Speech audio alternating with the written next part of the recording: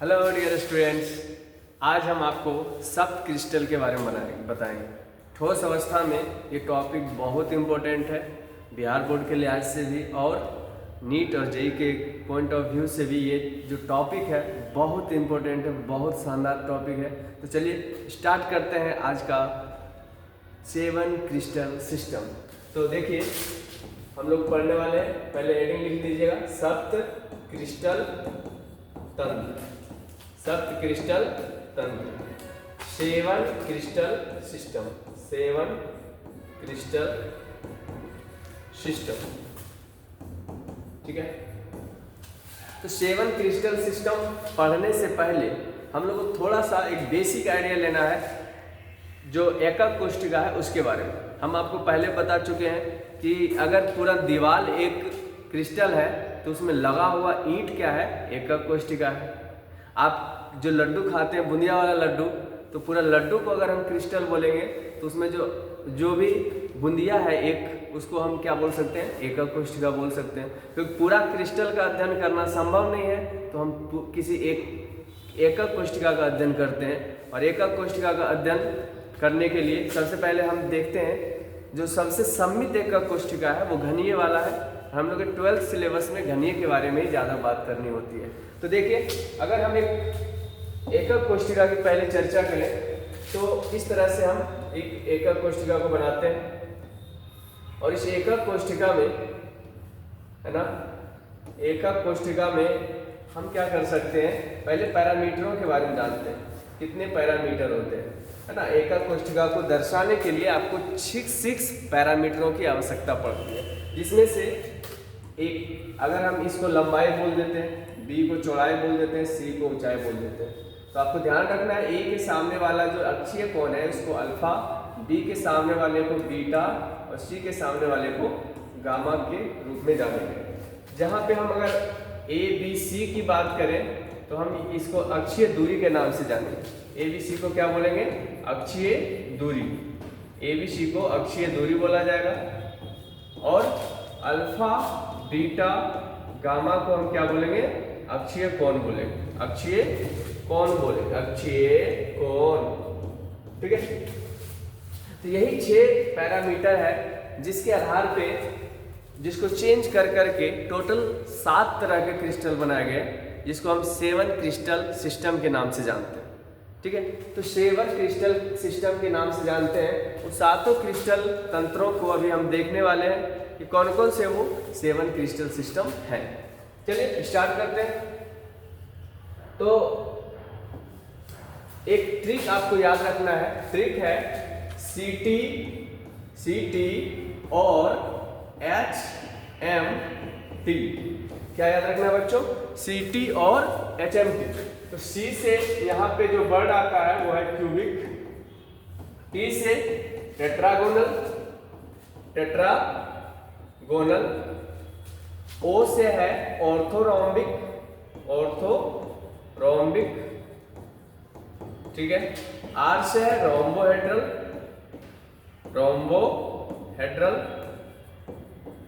है ना। एच से है हेक्सागोनल, एम से बोलते हैं मोनोक्लिनिक, और टी से है ट्राइक्लिनिक। ठीक है, तो क्यूबिक को हिंदी में बोलते हैं घनीय। क्यूबिक को हिंदी में क्या बोलेंगे, घनीय।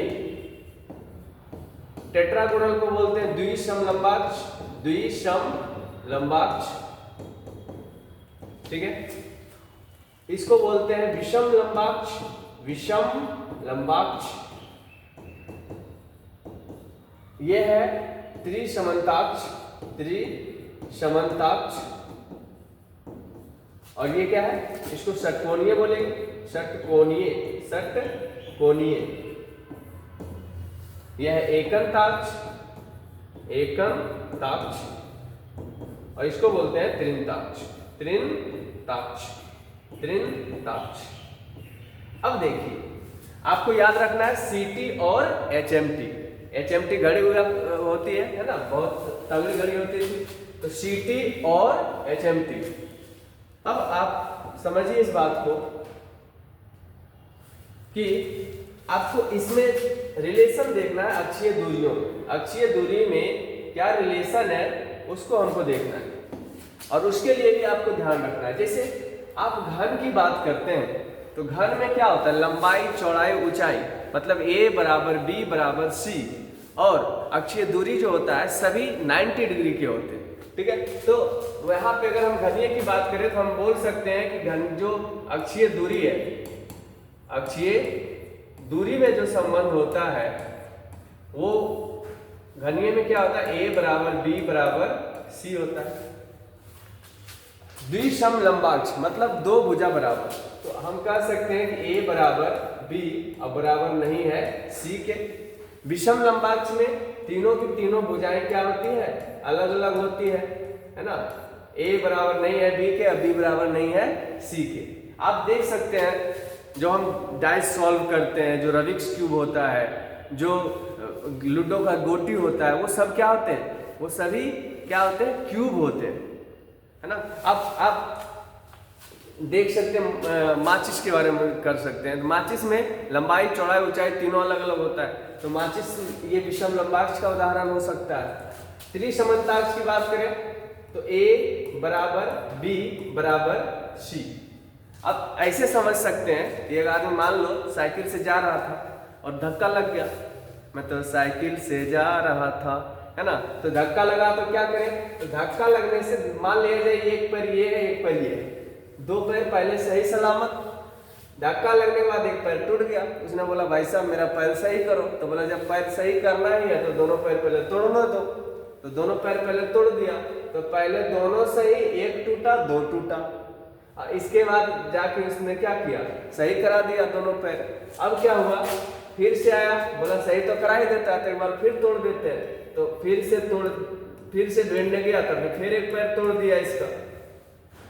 अभी क्या किया, अभी फिर से गया कहा, मोनोकिलिक में एकंताक्ष में, पैर ऊपर नीचे हो गया, बोला भाई साहब दूसरा पैर भी काटना पड़ेगा, तो पहले दोनों उधर वाला भी पैर काट के बराबर करने के चक्कर में अब दोनों पैर काट दिया, दोनों पैर तोड़ दिया, और भाई साहब अभी ऐसा टूटा 3 क्लिनिक में गया लेकिन उसका पैर नहीं जुटा, तो कह सकते हैं कि a नहीं बराबर है b, अब b बराबर नहीं है c। तो पहला में कहेंगे दोनों सही एगो टूटल दूगो टूटल, फिर दोनों सही एगो टूटल दूगो टूटल, अभी जो टूटा सो टूटले रह गया, है ना। तो इस तरह से हम अक्षीय दूरी देख सकते हैं। और अक्षीय कोण की बात करें तो ये सारा चीज हमने पहले बना रखा है ताकि ज्यादा टाइम उस तरह से ना हो। तो आप देख सकते हैं यहाँ पे इस टेबल को आप एक बार सही से देखिए। तो सबसे पहले आपसे ये सब क्रिस्टल तंत्र के बारे में बात करते हैं।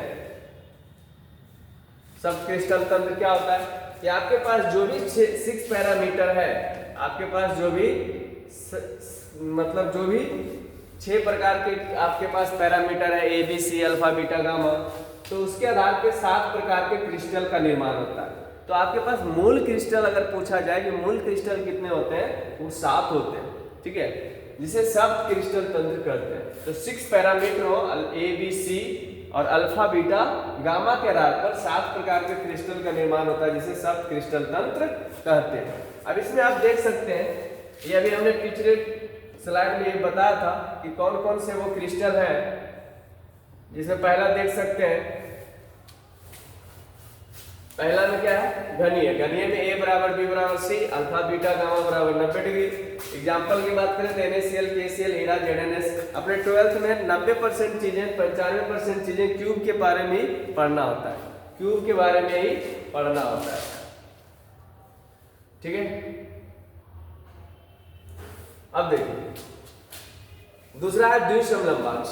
द्विसम लंबाक्ष में अब यहाँ देखिए अक्षीय कोण की बात करें, इसमें हम लोग को ध्यान रखना है कि पहले तीनों का तीनों में सेम है, अल्फा बीटा गामा बराबर 90, अल्फा बीटा गामा बराबर 90, अल्फा बीटा गामा बराबर 90। इसीलिए हम कह रहे थे कि आपको याद रखना है CT और HMT। क्या याद रखना है, CT और HMT। तो जिस तरह से हमने बताया, जिस तरह से हमने ट्रिक बताया, अगर वैसे याद रखते हैं तो एकदम आपका याद रखना आसान हो जाएगा। हमको अधिकतर चीजें घनीय के बारे में पढ़ना है, ठीक है। चलिए आगे देखते हैं। अक्षीय कोण की बात करें तो त्रिसमांताक्ष में रहता है अल्फा बीटा गामा तीनों बराबर होता है। अल्फा बीटा, अच्छा विषम लंबाक्ष के बारे में हम चर्चा कर रहे थे, तो आप देखिए इस तरह से यहाँ आप देख सकते हैं, यहाँ आप देख सकते हैं कि ये लंबाई अगर मान ले, ये चौड़ाई मान ले, ये ऊंचाई मान ले, तो तीनों अलग अलग है। और तीनों अलग अलग होने के कारण हम इसको विषम लंबाक्ष बोल सकते हैं, है ना। इसको क्या बोल सकते हैं? विषम लंबाक्ष बोल सकते हैं। ठीक है, अब देखिए त्रिसमांताक्ष में अल्फा बीटा गामा मतलब जो तीनों कोण है वो बराबर रहेगा, लेकिन जो एंगल है वो 90 डिग्री नहीं रहेगा। उसी तरीके से आप षटकोणीय में देख सकते हैं, षटकोणीय में अल्फा बीटा बराबर 90 डिग्री होता है, गामा 90 डिग्री के बराबर नहीं होता है, वो 180 डिग्री के 120 डिग्री के बराबर होता है। आपको अभी हम बना के भी दिखा सकते हैं। एकंताक्ष में alpha gamma 90 degree, beta 90 degree नहीं है। त्रिंताक्ष में तो ये सब चीजें आपको याद रखना। सबसे असममित अगर आपसे पूछे तो आपको बोलना है त्रिंताक्ष। क्यों? क्योंकि इसमें ए बी सी तीनों, मतलब ए बराबर नहीं है बी के, बी बराबर नहीं है सी के, और अल्फा भी बराबर नहीं है बीटा के, बीटा भी नहीं है बराबर गामा का, गामा भी बराबर नहीं है 90 डिग्री को। आप इधर कुछ उदाहरण देख सकते हैं सबका। तो आप अगर स्क्रीनशॉट लेना चाहें तो एक साथ सबका स्क्रीनशॉट ले सकते हैं, है ना। ये चलिए, ये तो बात हुई सब क्रिस्टल तंत्र की, ये तो बात हुई सब क्रिस्टल तंत्र की। अब आगे चलते हैं कि ये 7 क्रिस्टलों की मदद से, 7 क्रिस्टलों के मदद से ब्रेवे नाम के गणितज्ञ थे फ्रांस के, उन्होंने 14 तरह के क्रिस्टल का निर्माण किया। 14 तरह के क्रिस्टल का निर्माण किए।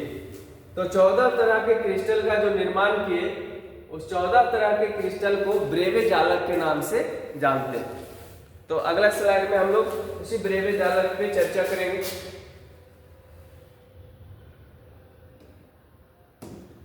जी,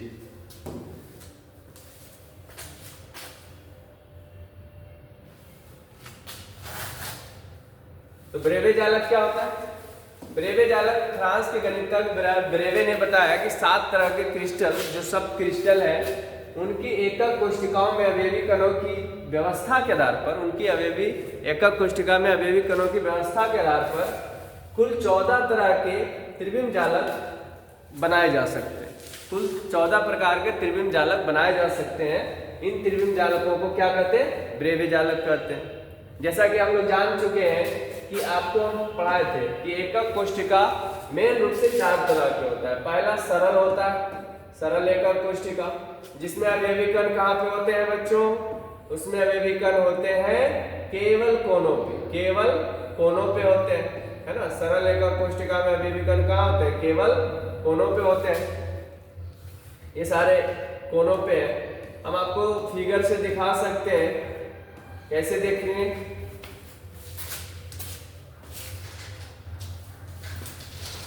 देखिए, आपको दिख रहा होगा ये 8.5 कोण है ना।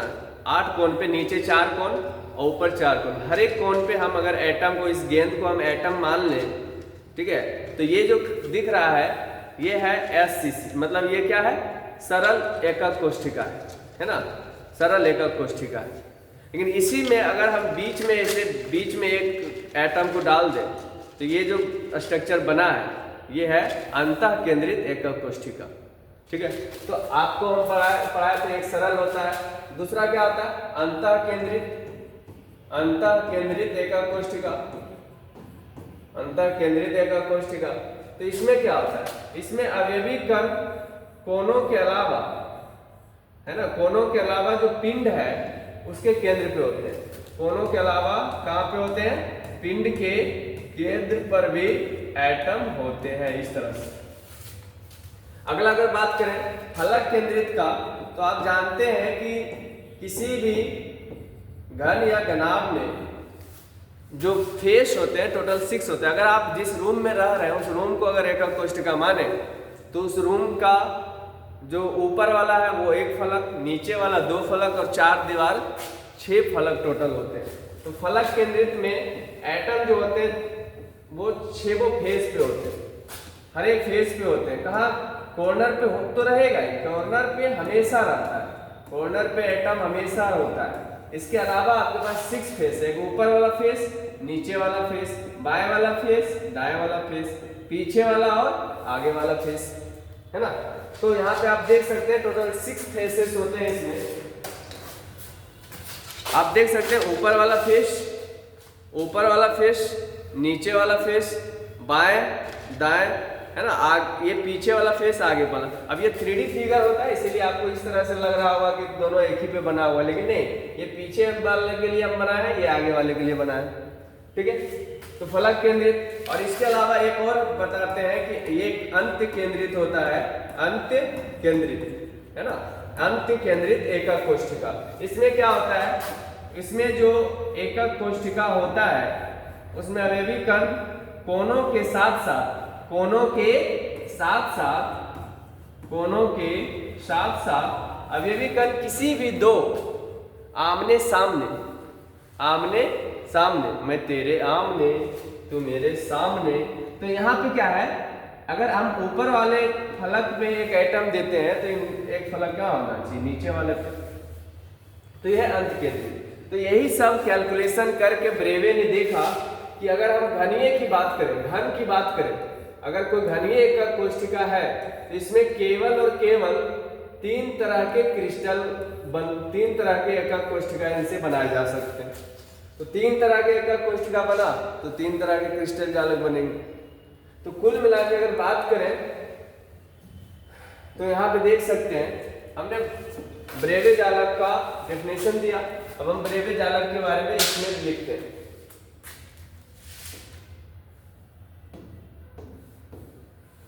यहाँ देखिए, हम अगर नंबर दें तो पहला तो नंबर क्या है, 1 2 3 4 5 6 7 तरह के क्रिस्टल अपने पास है।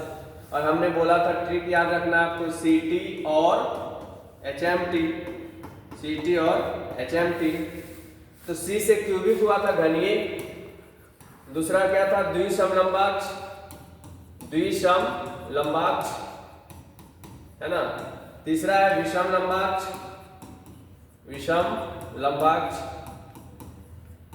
चौथा है त्रिसमन्ताक्ष, त्रिसमन्ताक्ष। पांचवा है षटकोणीय, षटकोणीय। छठा है एकंताक्ष, एकंताक्ष। और सातवां है त्रिंताक्ष, त्रिंताक्ष, ठीक है। अब अगर त्रिविम जालकों के प्रकार देखें तो अभी तो हम बात किए थे कि घनीय में केवल 3 तरह के दिखने को मिलेंगे आपको। एक तो सरल घनीय, दूसरा अंतः केंद्रित, अंतः केंद्रित, और तीसरा फलक केंद्रित, फलक केंद्रित, है ना, फलक केंद्रित। तो कुल मिला के अगर आपसे पूछे घनीय प्रकार के क्रिस्टल से में कितने तरह के जालक बन सकते हैं, तो 3 तरह के बन सकते हैं, है ना। आपसे पूछे द्विसम लंबाक्ष में कितने बनेंगे, तो वहां पे ब्रेवे साहब ने इसका पूरी तरह से क्या किया, कैलकुलेशन करके बताया गया। तो पहला ये बोले कि इसमें केवल सरल वाला बना सकते हैं आप और अंतः केंद्रित, यही इतने ही संभव है, ठीक है, अंतः केंद्रित वाले थे। और ये टोटल कितने हो गए, 2 हो गए।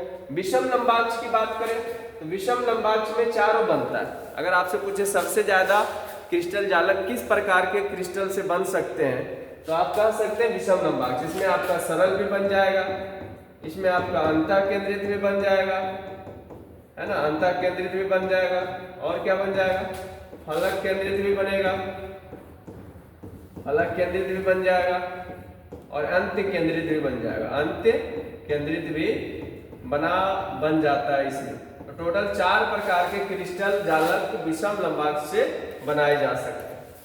और आप देखिएगा सबको जोड़ने के बाद टोटल 14 पूरे, ठीक है, 14 तरह के जालक बनेंगे।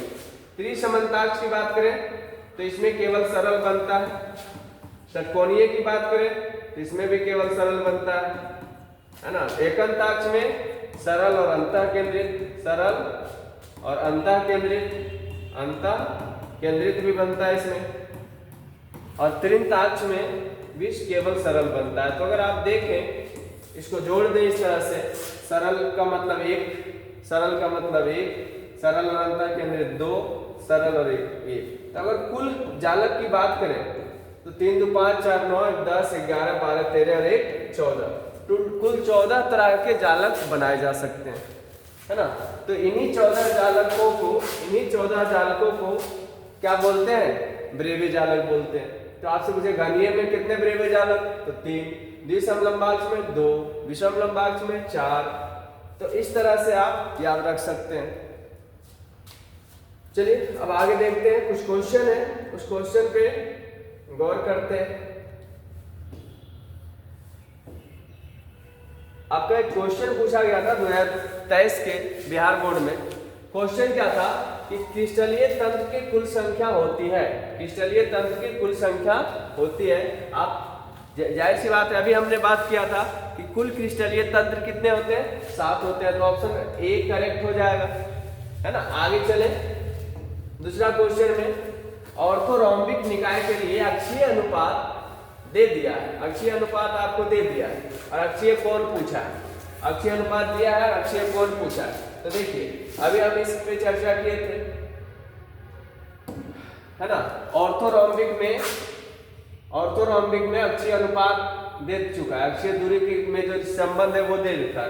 तो अक्षीय कोण के बारे में हमने इसमें चर्चा किया था। हाँ, यहाँ देख सकते हैं ऑर्थोरोम्बिक में अक्षीय कोण कितना है, alpha beta gamma equal to 90 degree, alpha beta gamma equal to 90 degree. तो हम यहाँ पे आके इसका क्या आंसर होना चाहिए, alpha beta gamma equal to 90 degree. तो ऑप्शन बी से करेक्ट हो जाएगा, ऑप्शन बी क्या हो जाएगा, करेक्ट हो जाएगा। अगला देखिए, तो ये मेडिकल में पूछा गया क्वेश्चन है ना। आगे देखते हैं, अब देखिए ये क्वेश्चन है, ये क्वेश्चन है घनाकार क्रिस्टल में ब्रेवे जालकों की संख्या कितनी होती है। अभी हमने बात किया था घनाकार क्रिस्टल में ब्रेवे जालकों की संख्या कितनी होती है। यहाँ पे देखिए हम पढ़ा चुके हैं, घनाकार क्रिस्टल में मतलब घनीय क्रिस्टल में ब्रेवे जालकों की संख्या कितनी, 3, है ना। ब्रेवे जालकों की संख्या 3 होती है। लेकिन अब होता क्या है, एग्जाम हॉल में अगर आप सही से गौर से नहीं पढ़ेंगे और अगर आपका ध्यान केवल ब्रेवे जालक पे है और आप याद कर रखे ब्रेवे जालक टोटल 14 होता है, तो आप ऑप्शन ए से करेक्ट मानिएगा। लेकिन ऑप्शन ए करेक्ट नहीं है, ऑप्शन सी करेक्ट है। तो आज हमने आपको 7 क्रिस्टल और क्रिस्टल ब्रेवे जालकों के बारे में अध्ययन करवाया। आप इसी तरह से अगर जुड़े रहते हैं तो हम आगे बहुत सारे इसी तरह से टॉपिक लाते रहेंगे। जो भी आपको हार्ड टॉपिक लगे उसको कमेंट जरूर कीजिए और अपने दोस्तों के साथ लाइक सब्सक्राइब कीजिए। ठीक है, जय हिंद।